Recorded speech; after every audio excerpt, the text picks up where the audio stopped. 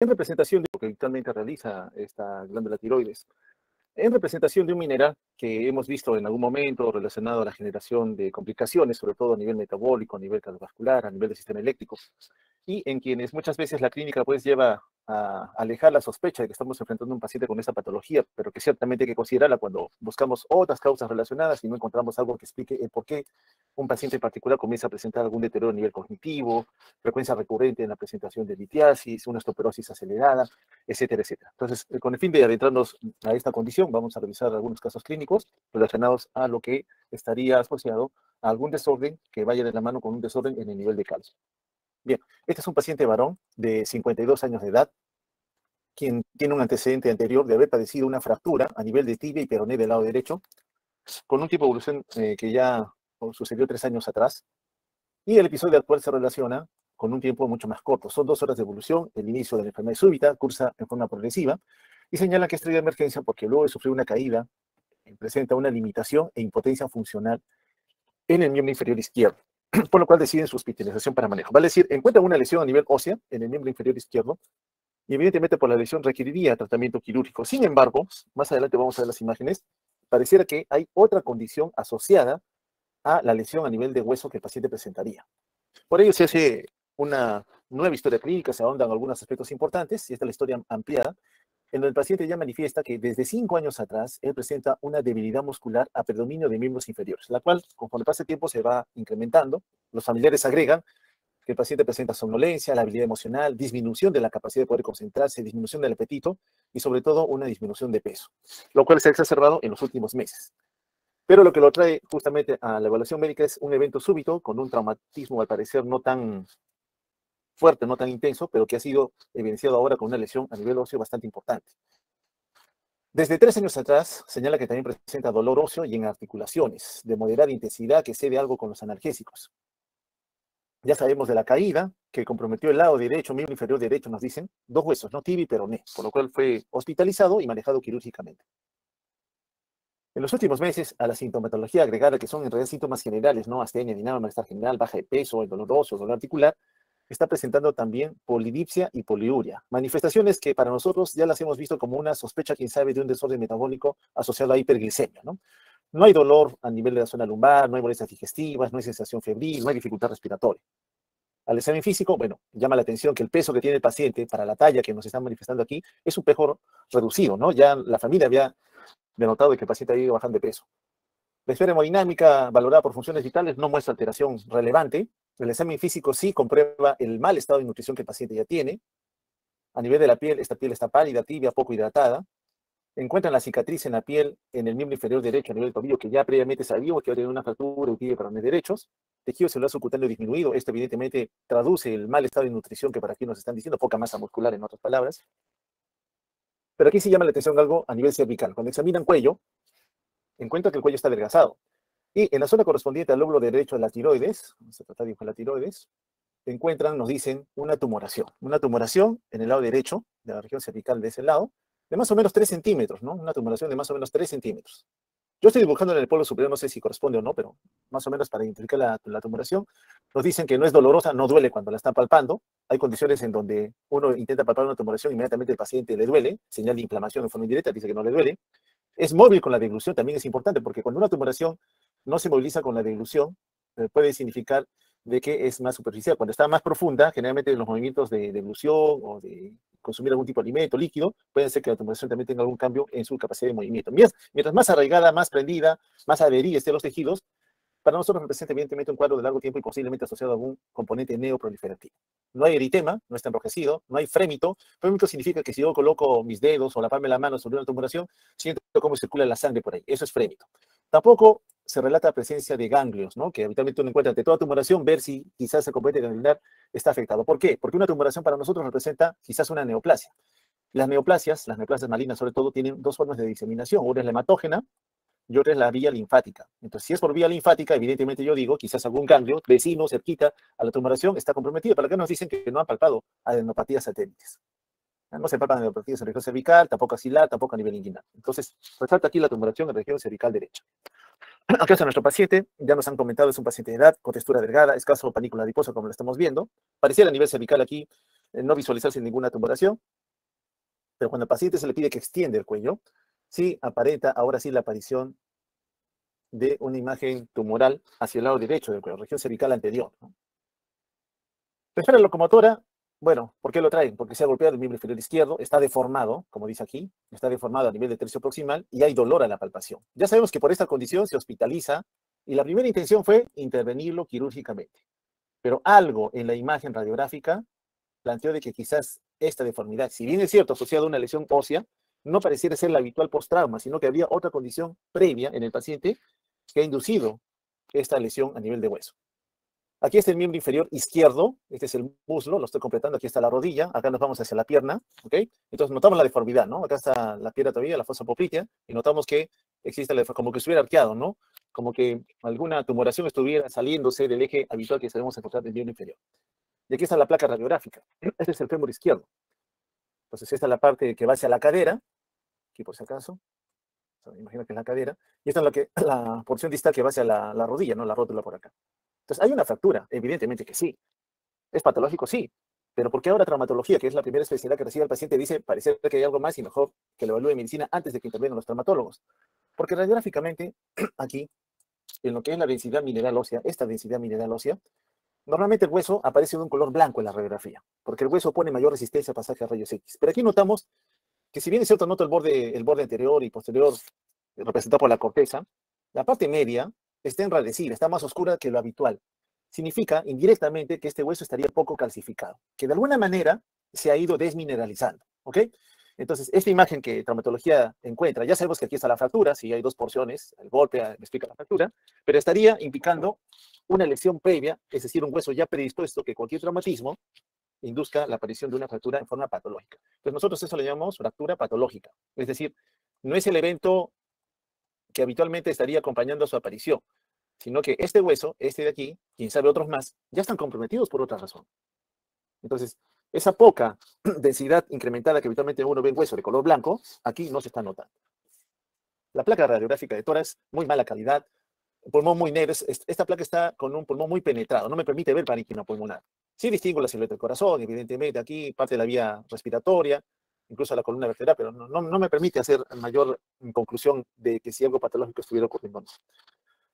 En la tomografía sí se distingue lo que hemos pintado en amarillo, una tumoración. Acá, esta es la tráquea, esta forma algo ovoidea de color negro es la tráquea. A la derecha estaría el lóbulo derecho de la tiroides, porque el lóbulo izquierdo es este que está acá. Este es el lóbulo izquierdo de la tiroides. Pero acá ya nos habían dicho que encontraron una tumoración, que hemos pintado de color amarillo. Entonces, sí se confirma por tomografía la tumoración, sí la tiene. Inclusive, como que estuviera cierta diseminación local profunda, por lo cual no fue, al momento de la evaluación física que se le hizo, encontrar otra segunda tumoración. ¿Cuál es la sospecha diagnóstica? Entonces, en este paciente, que pareciera ya haber tenido anteriormente una fractura, la cual al parecer no estuvo involucrada en alguna otra sospecha de riesgo para el paciente, y que ahora presenta ante un golpe una segunda fractura, pero para nuestro escenario ya médico, representado por una fractura patológica, porque es un hueso cuya densidad mineral, repito otra vez, está enradecida. Y eso no es lo habitual, no es lo normal. Es un hueso que para nosotros, desde el punto de vista de la densidad en la radiografía, no representa lo que normalmente debería encontrarse.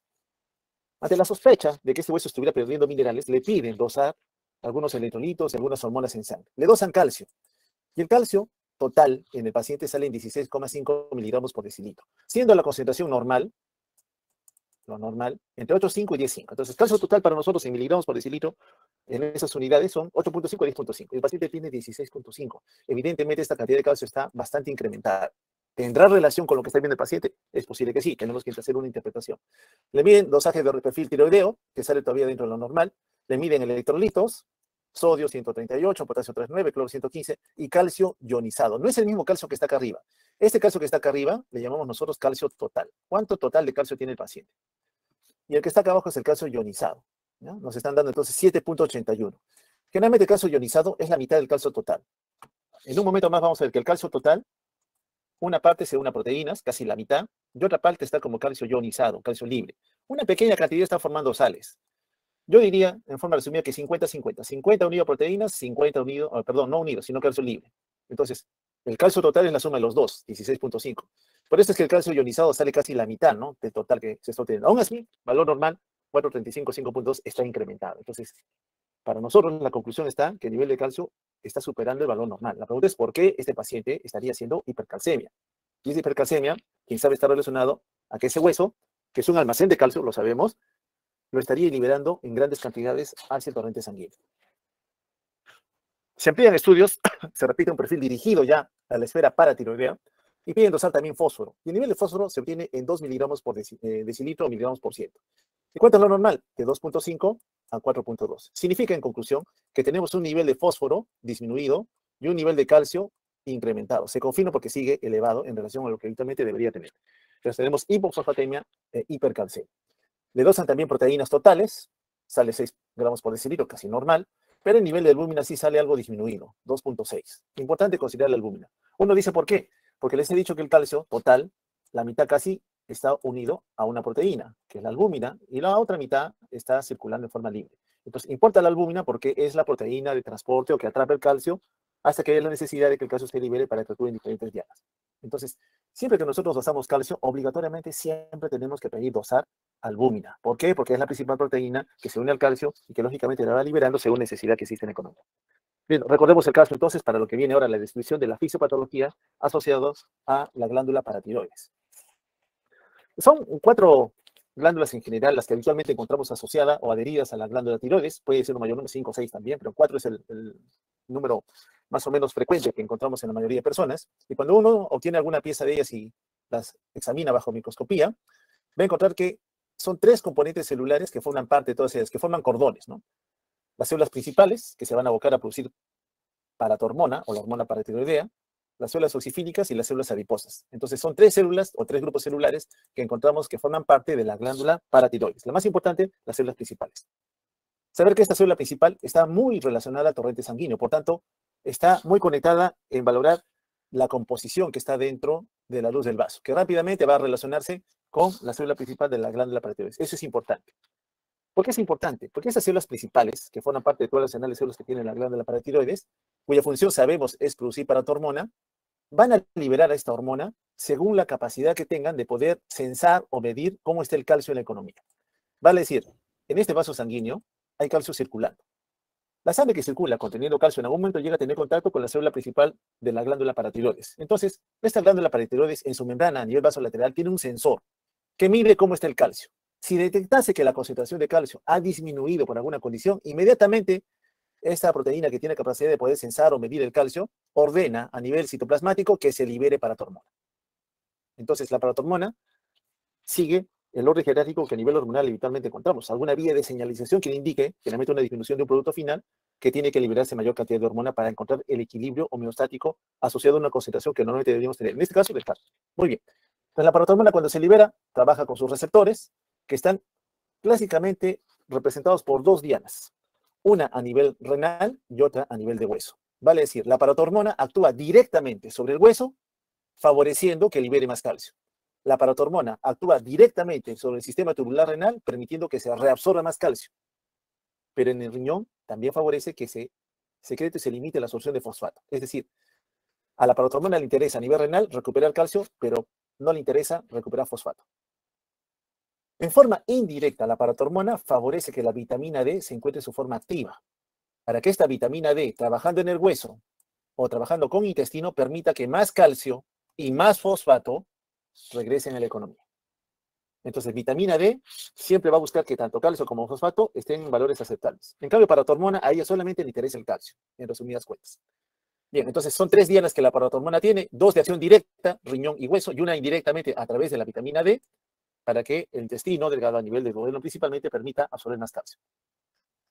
Una cosa importante también es que hay una proteína que se parece a la paratormona, le llamamos proteína relacionada a la paratormona, que no la produce la glándula paratiroides, se produce en otros órganos en donde ha habido una degeneración neoplásica habitualmente, pero que tienen capacidad autocrina. ¿Qué es lo que hacen ellas? Producen una proteína que se parece a la paratormona y como se parece, va a actuar con las mismas dianas que la paratormona lo hacía.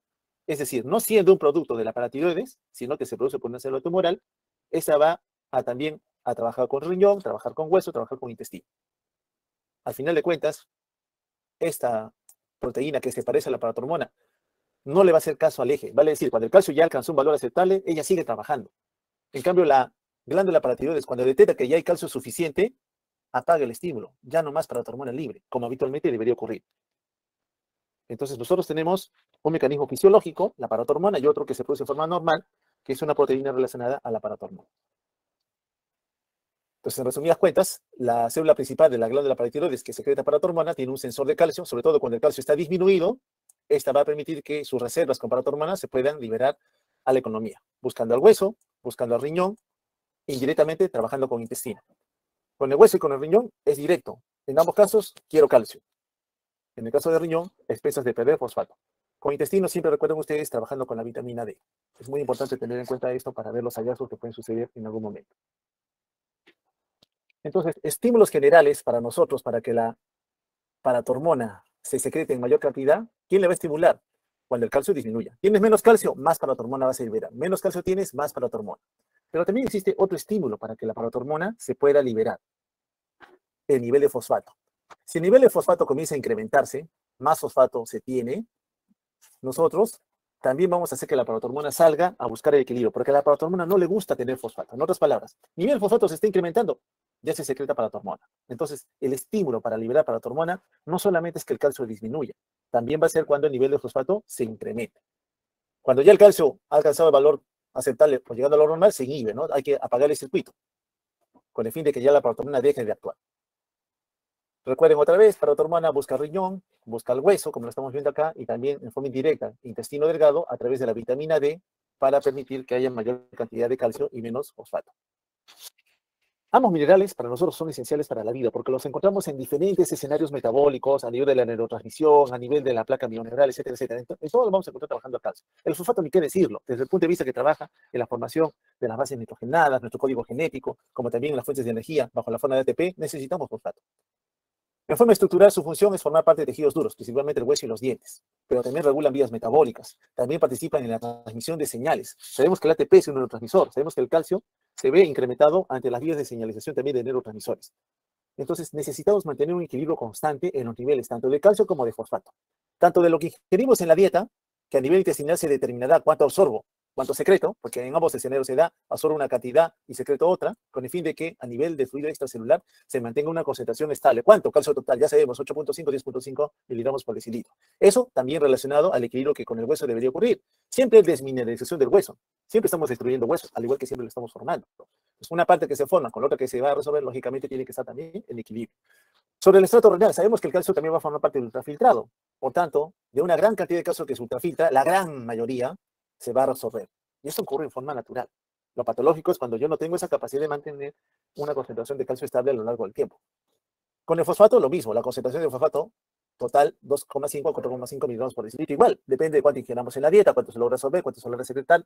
Lo mismo de la formación de fosfato como parte de tejidos blandos, como del hueso, o de la cantidad que se puede ultrafiltrar a nivel renal, y que de todas maneras una buena cantidad también se tiene que resolver, dependiendo del influjo hormonal que tengamos, como está la paratormona, y también de la vitamina D.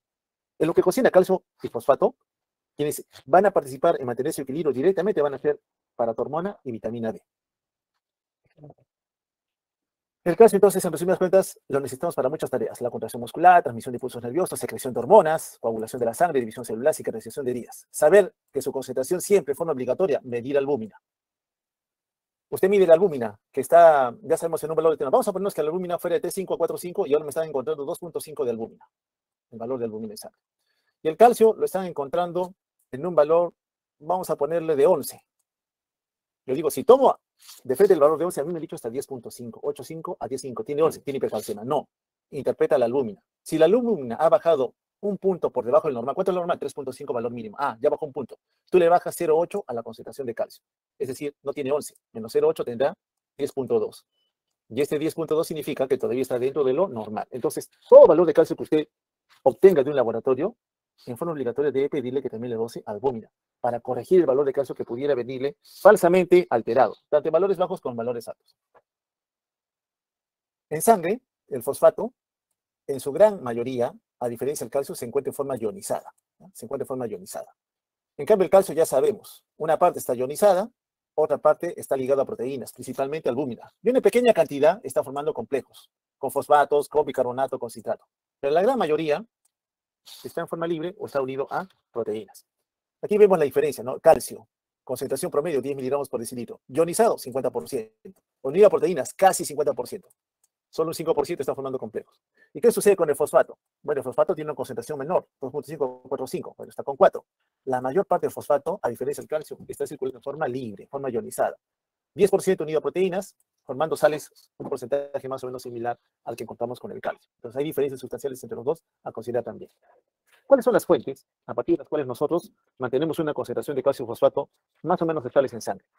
Uno viene por la dieta, por lo que ingerimos y que el tubo digestivo, dependiendo del flujo hormonal para tu hormona vitamina D, tenga que favorecer, sobre todo la última, para incrementar su absorción. Y el otro es a nivel del esqueleto. Tanto vitamina D como para tu hormona trabajan con el hueso.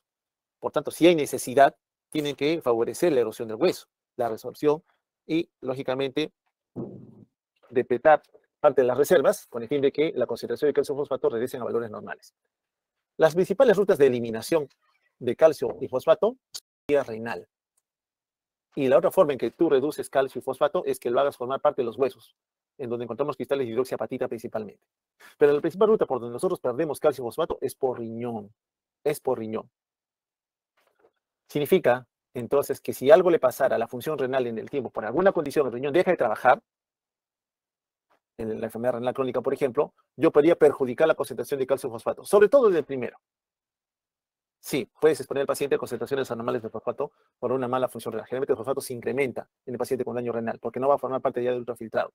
Por eso es que muchos pacientes con daño renal en algún momento tenemos que limitar la ingesta de fosfato, porque ya de por sí el riñón de ese paciente tiene incapacidad de poder eliminarlo en forma eficaz. Bueno, en el hueso ya sabemos que hay dos componentes, uno cortical y uno esponjoso. En la parte cortical es el hueso compacto, que forma el 85% del esqueleto, y ahí tiene una unidad funcional que es el sistema traversiano. Lo vamos a pasar rápido. Aquí está la forma compacta corteza del hueso, y hacia la parte ya más apical y distal, o proximal y distal en este caso, encontramos el hueso esponjoso, ¿no? Que va a albergar a la médula ósea. La unidad funcional acá está el osteón, en donde encontramos una célula residente. El osteón ya tiene un conjunto de células que son propias al hueso. Se conoce como osteocito. El osteocito es la célula que forma parte de la matriz ósea, solo que está en equilibrio con la función y activación de otras dos células más. Estas células agregadas al osteocito, que es el que sintetiza y promueve los nutrientes para la matriz intracelular, es el osteoblasto, cuya función principal es formar nuevo hueso, y el osteoclasto, que favorece la destrucción del hueso. Entonces, el osteocito se interrelaciona con estas dos, favoreciendo que en forma continua se dé un remodelado a nivel óseo, a nivel histológico, función que habitualmente se va a generar a ese nivel.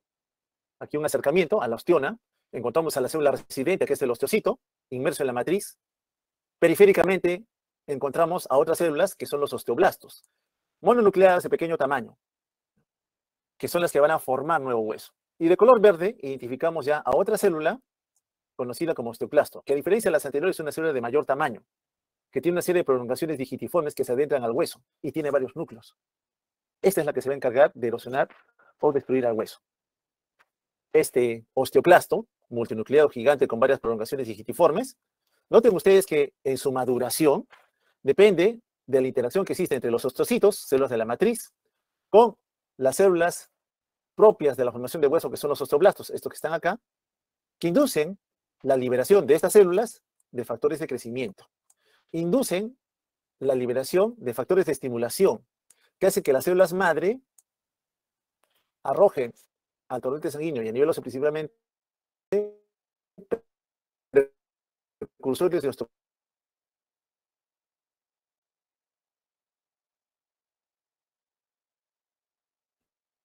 En asociación al factor nuclear kappa beta, ¿ya?, que se expresa en la membrana de estos osteoclastos. Es decir, el osteoclasto tiene en su membrana una proteína de señalización, que ni bien detecte que se están incrementando estos factores, inmediatamente el osteoclasto continúa su maduración hasta formar un osteoclasto algo más maduro. Todavía no es maduro, ¿por qué? Porque se mantiene con un solo núcleo. Sigue la maduración porque persiste el ambiente rico en estos componentes y estas células comienzan a fusionarse y forman una célula gigante multinucleada conocida como osteoclasto, que es el que finalmente va a favorecer la resorción ósea. Pero para ello tuvo que tener un influjo hormonal, vitamina D para tu hormona, junto con los otros productos que te inducen a que el osteoblasto sintetice para favorecer que el osteoclasto pueda madurar. En otras palabras, es el osteoblasto quien, gracias a un régimen hormonal que se está dando a nivel local, va a favorecer finalmente la maduración y activación del osteoclasto. Y aquí tenemos el osteoclasto maduro, cuya membrana encontramos una gran cantidad de proteínas. Acá están Las proteínas que interactúan con los RANKL son las proteínas RANK que van a interactuar con el ligando. A nivel citoplasmático van a activar el osteoclastro para que comience a erosionar al hueso, induciendo la liberación de un medio rico en protones, secreción de cloro, para que comience a debilitar al hueso y haga que sus productos ricos en calcio y en fosfato comiencen a ser devueltos a la economía. Es lo que nos va a hacer el osteoclasto finalmente. Eso en resumidas cuentas. Sin embargo, sobre el hueso no son los únicos que van a influir en su movilización. En la mujer, los estrógenos regulan también el recambio óseo. Es importante entonces en la mujer tener un ambiente hormonal rico en estrógenos, sí, porque mientras la mujer esté en edad fértil, en donde sus ovarios están produciendo estrógenos, le permite mantener un hueso en equilibrio en lo que es su densidad mineral y evitar o reservar para un futuro el riesgo de quedar en el momento de osteoporosis. Paratormona y vitamina D ya lo estamos viendo, ¿no? Regulan el depósito y la movilización. Ambas, paratormona y vitamina D. La quercitonina, que si bien es cierto se le menciona continuamente que evitaría que haya una pérdida mayor de calcio desde el hueso, tiene un rol en realidad bastante pequeño para mantener esa regulación. Otros componentes que sí pueden afectar la mineralización del hueso son los corticoides, lo vimos, el cortisol, el síndrome de Cushing, patológicamente hablando, debilita el hueso, hormona de crecimiento, hormonas tiroideas, también asociadas, sobre todo a nivel de cartílago de crecimiento, como ocurre en los individuos que todavía tienen este componente formando parte del hueso. Entonces, tanto paratormona como vitamina D van a buscar regular la cantidad de calcio y fosfato. ¿Cuáles son los blancos de acción que me permiten entonces regular la cantidad de estos minerales? A nivel gastrointestinal, favoreciendo la absorción. Paratormona no tanto, porque ella se vale de vitamina D. Vitamina D es la que directamente actúa sobre el intestino, lo hemos visto. Entonces, paratormona, al activar a la vitamina D, tiene esa acción sobre el intestino en forma indirecta. En cambio, paratormona sí actúa directamente sobre el riñón y actúa directamente sobre el hueso. Su acción es directa sobre estos dos. Vitamina D no solamente trabaja con intestino, también trabaja con riñón y también trabaja con el hueso. Si me tuvieran que preguntar cuáles son los blancos de acción de vitamina D en forma directa, yo diría tubo digestivo, riñones y hueso. En cambio, paratormona directamente solamente son riñones y hueso. Indirectamente, tubo digestivo.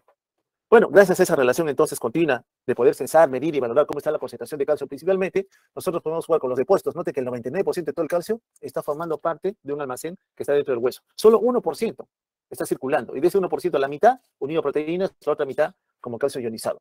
Y eso en equilibrio con lo que se puede absorber del tubo digestivo, con lo que se pueda secretar o favorecer la resolución desde el riñón. Entonces, ese equilibrio de lo que nosotros habitualmente consumimos diariamente, de lo que se puede absorber, de lo que se puede recambiar con el hueso, de lo que se puede secretar o resolver del riñón, finalmente va a llevar a que nos lleve a mantener una concentración estable de calcio entre 8,5 y 10,5 miligramos por decilitro. Entonces, tanto calcio como fosfato tienen una fina regulación en relación al componente hormonal, paratormona, vitamina D principalmente, sabiendo cuáles son las líneas de acción para cada uno de ellos. ¿Cómo denotamos las alteraciones en relación al calcio? Midiendo su concentración. Toda concentración de calcio menor a 8,5 miligramos por decilitro, habiéndolo ajustado según la concentración de albúmina, si está por debajo de este valor, usted le dice a ese paciente que tiene hipocalcemia. Y si el nivel de calcio es mayor a 10,5, definimos que ese paciente tiene hipercalcemia. Ambos procesos son patológicos. Ambos procesos se tienen que investigar.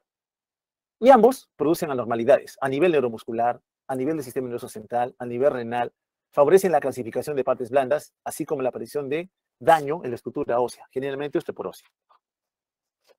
Ya la regulación la sabemos, ¿no? Las hormonas que van a buscar incrementar los niveles de calcio, paratormona, vitamina D principalmente. Calcitonina, si bien es cierto, me dicen baja niveles de calcio, su poder es bastante pobre, no es tan determinante. Aún así, debemos considerar el concepto de que van a ayudar en disminuir su concentración.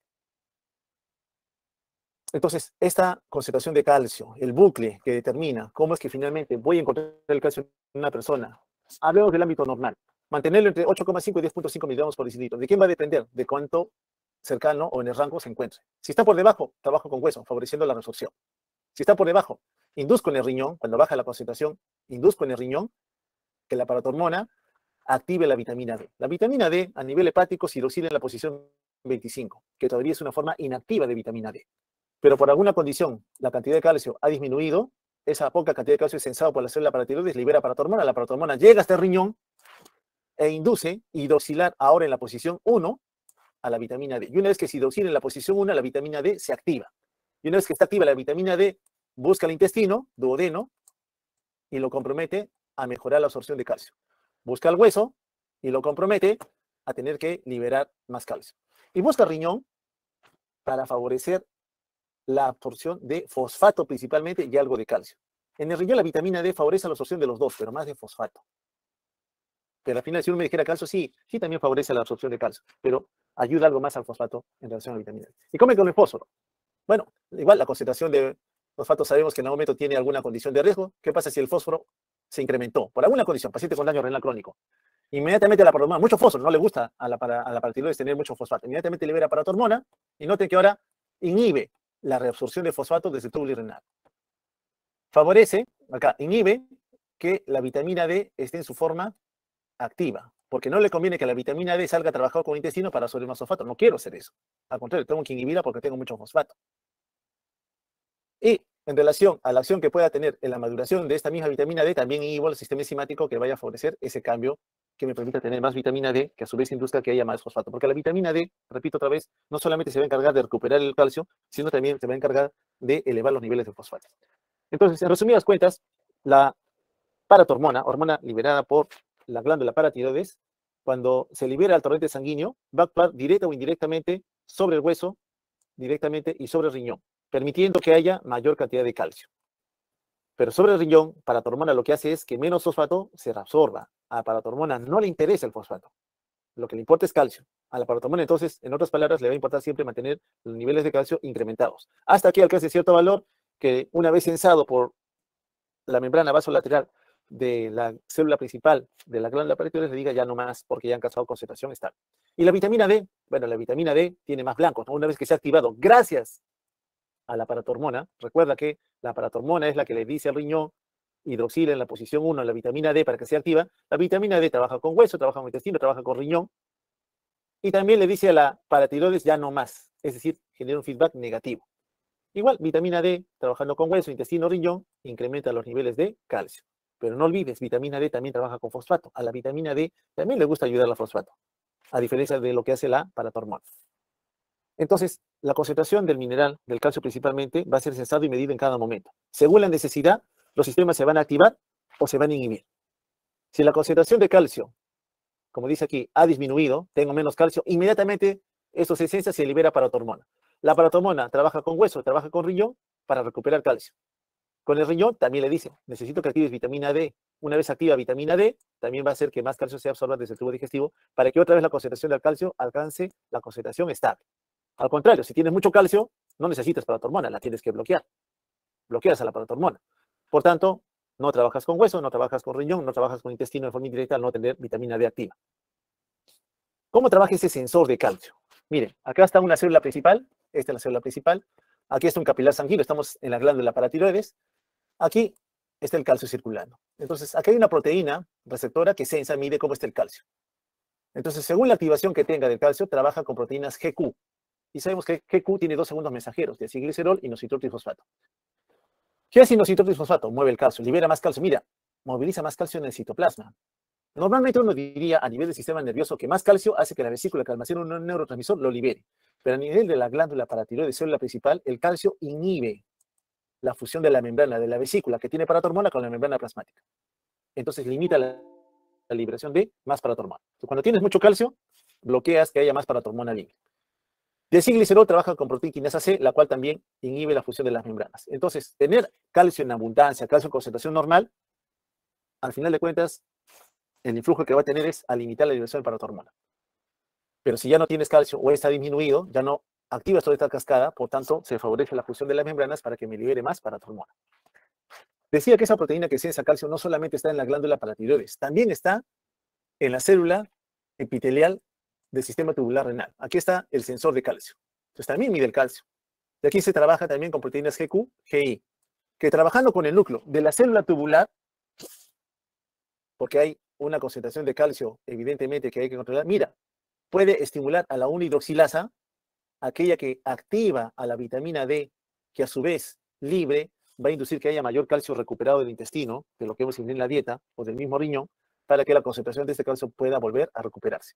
Entonces, el sensor de calcio no solamente está en glándula paratiroides, sino también está presente en la célula tubular renal, en donde va a favorecer justamente que haya mayor cantidad de vitamina D en su estado activo para poder cumplir las tareas que previamente hemos señalado. Este es el resumen de cómo es que actúa paratormona y el calcitriol, más conocido como 1,25-dihidroxivitamina D, que es la forma activa de la vitamina D. Paratormona, vamos a ver cuáles son sus blancos tentativos: intestino, hueso, riñones.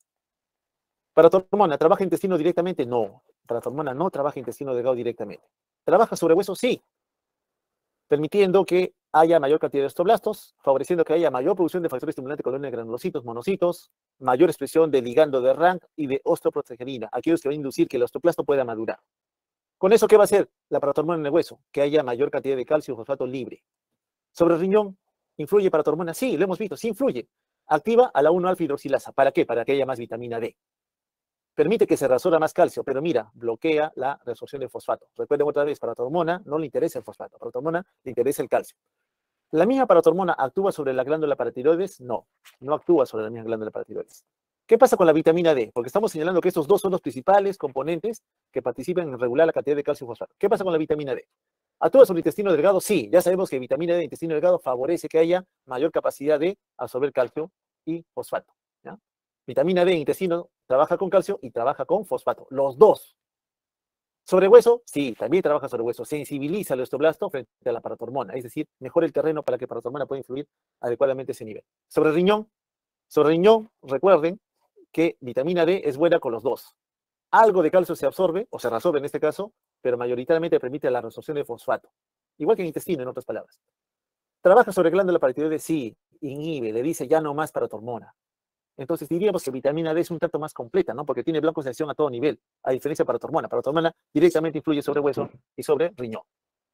Y ya sabemos accionar de paratormona, en otras palabras, hacer que sobre un hueso ya maduro establecido, los osteoblastos, liberando una serie de mediadores que lo hemos señalado, induzcan la maduración y activación del osteoclasto, que como estamos viendo está carcomiendo el hueso, lo está erosionando, está liberando calcio fosfato, y luego los osteoblastos vienen a ocupar el hecho que fue destruido por el osteoclasto y lo vuelve a llenar de matriz ósea, ¿no? Recomponiendo al hueso. Pero en todo ese escenario, para que este osteoclasto actúe, recuerda que fue el osteoblasto y la célula del estroma, el osteocito, los que produjeron una gran cantidad de mediadores, los que están aquí presentes, para que ese osteoclasto pudiera madurar. Es decir, el mismo osteoblasto es el que induce la maduración del osteoclasto. ¿Evidencia de que la paratormona puede influir en el accionar de estas células tenemos? Sí. Cuando se inyectan dosis bajas de paratormona, lo fisiológico, entre comillas, aumentamos la supervivencia de osteoblastos, así como el anabolismo óseo. En otras palabras, aumentamos la densidad mineral ósea. Paratormona se necesita, sí, pero no en concentraciones tan elevadas. Pero si fuera muy alta la concentración de paratormona y esto estuviera en forma mantenida, ¿puede haber un daño? Sí. Hay un desequilibrio que se va a generar, en donde el osteoclasto va a dominar el escenario. Ya no el osteoblasto, el osteoclasto. Y si tienes más osteoclastos, vas a erosionar más hueso, lo vas a debilitar. Hay mayor recambio óseo y la densidad mineral ósea se reduce. Recuerden el hueso de ese paciente con esa fractura normal, tenía menor densidad mineral ósea. Entonces, repito otra vez que es tanto el osteocito, célula de estoma, como el osteoblasto, liberando una serie de mediadores junto con influjo hormonal, paratormona, vitamina D en su forma activa, los que inducen que el osteoclasto alcance esta forma madura. Esta forma madura que le permite secretar gran cantidad de hidrogeniones en el lecho sobre el cual está actuando, que le permite degradar la matriz ósea y liberar, lógicamente, el calcio y fosfato que esta tiene. Entonces, es un equilibrio que continuamente se da, ¿no? En todos esos componentes. No voy a repetir lo que ya comentamos para no aturdirlos mucho. Ahora sí, ¿en qué escenarios de hipercalcemia será asociada una alteración en la función de la glándula paratiroides? ¿En qué escenarios ese calcio incrementado? Yo diría el culpable está inmerso en la glándula paratiroides. 3 son los componentes que pueden llevar a esto. Calcio incrementado, cuya causa es por la paratiroides, que liberan paratormona. A eso le llamamos hiperparatiroidismo primario. Cuando tú tienes una hipercalcemia, cuyo causante directo sea la paratiroides, tú eso le llamas hiperparatiroidismo primario. Él es el causante, hiperparatiroidismo primario. Y tiene a su vez 3 componentes clásicos asociados. El adenoma, ese se nota muy pequeño, vamos a entenderlo. El adenoma paratiroideo, la mayoría de las causas son adenomas, un tumor benigno que está comenzando a secretar mucho paratormona. La hiperplasia han crecido de tamaño o una tumoración.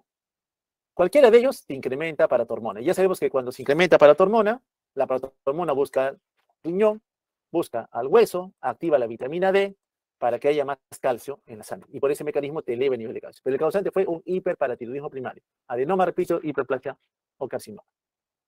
En ese individuo que ya viene con un cuadro de hipercalcemia prolongado, vamos a encontrar daño orgánico a nivel sistémico. Sobre el riñón, frecuentes casos de litiasis renal, no nefrolitiasis, nefrocalcinosis. El riñón se calcifica tanto que incluso en una placa lo logras visualizar porque está muy calcificado, cuestión que no debería ocurrir.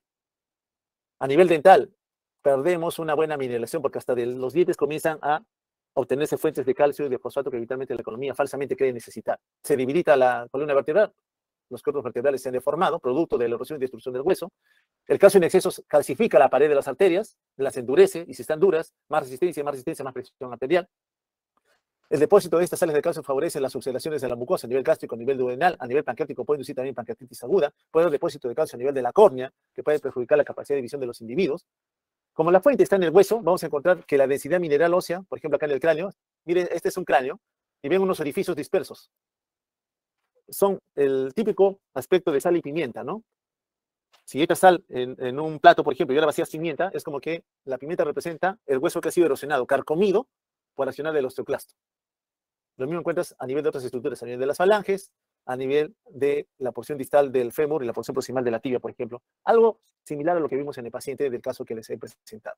Bueno, al final, el paciente entonces viene por alguna condición con cuadro de hipercalcemia, astenia, dinámica, cansancio, alteraciones en la concentración, poliuria, polidipsia. Bueno, confirmas, pides calcio, más de 10.5. La albúmina dice que no hay cambios, ese es el calcio oral, entonces tú dices, sí estoy frente a una hipercalcemia. Sabemos que eso se ha producido porque hay mayor cantidad de calcio que se está liberando. Por lo general, el paciente persiste asintomático con valores que están por debajo de 12. Ya sabemos que 10.5 es el límite superior normal. Llega a 11, 11.5, 11.8, hasta 12 el paciente no presenta muchos síntomas, pero cuando supera los 12, el paciente ya viene sintomático, con molestias agregadas. Las causas más frecuentes asociadas a hipercalcemia, hiperparatiroidismo, primario, en otras palabras. Presencia de tumores, paciente con inmovilización, paciente inmovilizado por largo tiempo, paciente que se automedica, suplementos vitamina A, vitamina D, nos puede decir hipercalcemia. Pacientes que creen necesitarlo sin que lo necesiten, se automedican con estos componentes, pueden inducir hipercalcemia. El paciente con hipertiroidismo, cualquier enfermedad que induzca la formación de granulomas, enfermedades granulomatosas también inducen lo mismo. Entonces, en otras palabras, cuando uno encuentra un nivel de hipercalcemia en un paciente ya sintomático, su primera sospecha va a ser que sea la glándula paratiroides la causa. Si es eso, usted dice, este se trata de un hiperparatiroidismo primario. ¿Cómo lo vas a encontrar? Calcio elevado. ¿Qué le vas a medir? Paratormona. ¿Y cómo te va a salir la paratormona? Incrementada. Causas primarias, carcinoma, adenoma, hiperplasia. Pero, recuerden ustedes, algunas veces hay un tumor maligno que secreta una proteína relacionada a la paratormona. Se parece tanto que hace lo mismo. Moviliza las mismas estructuras celulares, sobre todo a nivel de hueso, riñón, intestino, para aumentar la cantidad de calcio. ¿Hay formas secundarias de hiperparatiroidismo? Es decir, la paratiroides no estando enferma responde a alguna normalidad. Sí. El más clásico es el paciente con daño renal crónico. Recuerda que el paciente con daño renal crónico, al no eliminar fosfato, ¿qué va a hacer con el fosfato en sangre? Lo va a incrementar. Inmediatamente la célula principal de la glándula paratiroides detecta que el fosfato es incrementado, sale con todo a liberar más paratormona. En su intento de botar el fosfato, moviliza también calcio y te eleva la concentración de calcio. Genera un hiperparatiroidismo secundario. Él no fue el causante. Él reaccionó a un hallazgo por otra enfermedad, como le acabo de decir, la enfermedad renal crónica. Entonces, acá en la parte superior, un hiperparatiroidismo primario, hay una tumoración aquí. Aquí está la tumoración. Tienes calcio incrementado, le pides dosaje PTH, sale incrementada. Entonces tú tienes esa relación, calcio alto, PTH alta, inmediatamente tú dices, es hiperparatiroidismo primario. En todos los otros escenarios, calcio alto y PTH, paratormona disminuida, vas a encontrar otros desórdenes, neoplasias generalmente, enfermedades granulomatosas, hipertiroidismo, intoxicación por vitamina D. Recuerda, pacientes que dicen, me quiero automedicar, me parece que me ir bien, en realidad el paciente no lo necesita, se intoxica, nos puede ser también este tipo de desórdenes. Algo frecuente, paciente inmovilizado, de forma bastante persistente, también es una causa frecuente. Entonces lo mismo, ¿no? El fosfato no sale por vía renal, no puede eliminarse por la vía natural, se acumula fosfato, la paratormona lo detecta, perdón, la paratiroides lo detecta, libera paratohormona. Pero este es un hiperparatiroidismo secundario. Recuerden, secundario es cuando no es la paratiroides la causante, está reaccionando a un evento en donde el fosfato, repito otra vez aquí, se ha incrementado ostensiblemente. Y el accionar va a ser, pues, sobre hueso, sobre riñón, sobre intestino, trabajando directa o indirectamente. ¿Qué manifestaciones nos da el paciente ya con hipercalcemia? A nivel cardiovascular, hipertensión, puede haber isquemia miocárdica, arritmias, datos de taquibradi, trastornos de conducción, puede incrementar la toxicidad por digital, puede llevar también a un estado de hipotensión refractaria en el paciente, dependerá del nivel de calcio. A nivel neuromuscular, debilidad, trastornos sensorios, convulsiones, muerte súbita también asociada a hipercalcemia, sobre todo porque también alteraciones intervalo QT, trastorno gastrointestinal, náusea, vómito, anorexia, dolor abdominal, constipación, pancreatitis, diabetes insípida, litiasis renal, falla renal también asociadas a hipercalcemia. Acá, por ejemplo, mire la densidad mineral ósea. Esta es una falange, diríamos, esta que está acá, normal, ¿no? Lo estoy graficando como normal. ¿Qué ocurre con esta otra falange? Hacia la zona media, toda abultada, la cabeza hacia la cabeza de esta falange. Y se ha desmineralizado totalmente, al igual que aquí, si lo logran ver, por favor, está totalmente desmineralizado. Tienes un paciente con hipercalcemia y hueso, evidentemente es la paratormona la que induciendo una activación del osteoclasto está produciendo este daño. Lo mismo acá, la cabeza, el fémur, el cuello, el cuerpo mismo está enrarecido, tiene poca densidad mineral ósea, lo mismo que este nivel. Es un paciente potencialmente en riesgo de que cualquier trauma, golpe va a inducir una fractura. Me quedan pocos minutos, así que voy a correr rápidamente. La hipercalcemia, entonces, para nosotros es una concentración de calcio incrementada. ¿Cómo hacemos el flujograma estudio? Primero que nada, al paciente pregúntale, ¿está tomando algún suplemento de vitamina D, vitamina A, alguna droga diurético tiacídico, o está inmovilizado por mucho tiempo? Las primeras causas, la más frecuente, vas a encontrarla por acá. Luego dices, no tiene ninguna de esas, ni toma vitamina D, vitamina A, ni diurético tiacídico, no está inmovilizado. Mides cuánto calcio está botando por la orina. Si es poca la cantidad, tiene hipercalcemia, pero poco calcio eliminado, una entidad poco frecuente, hipercalcemia hipocalciúrica familiar. Lo que más vamos a encontrar es que el calcio en orina sí está incrementado. Es decir, en sangre está elevado y en orina también está incrementado.